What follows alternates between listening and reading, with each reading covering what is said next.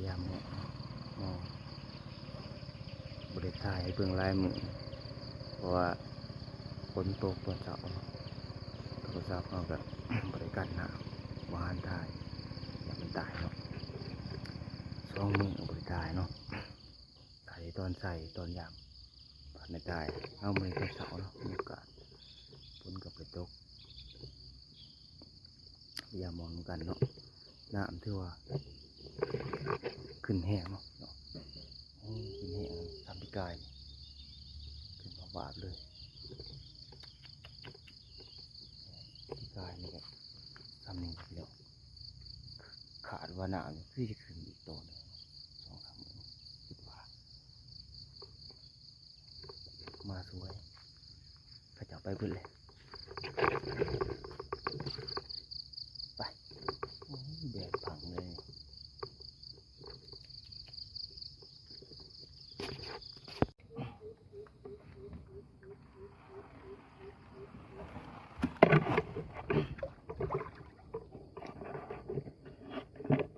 ตะพังที่เอาถ่ายให้เบิ่งเนาะบ่เห็นเลยเนาะแดดพังเลยนะเนาะขึ้นแห้ง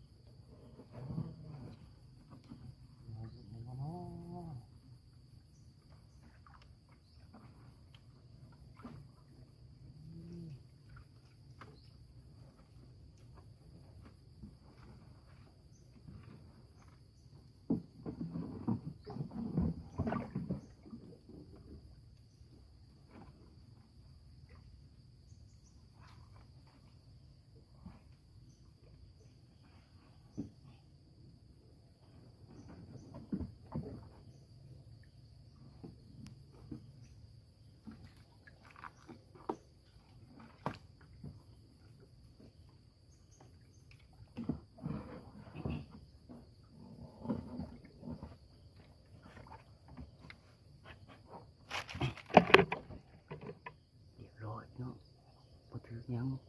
บ่เห็นหยังเนาะแต่ว่ามื้อวานนี้เห็นอยู่2ตัวเนาะปลาเรื่องน้อยตัวหนึงกับปลาสกาวมื้อนี้บ่เห็นหยังเนาะเอาอยากอีก2ดางพี่น้องไปลุ้นนำกันอีก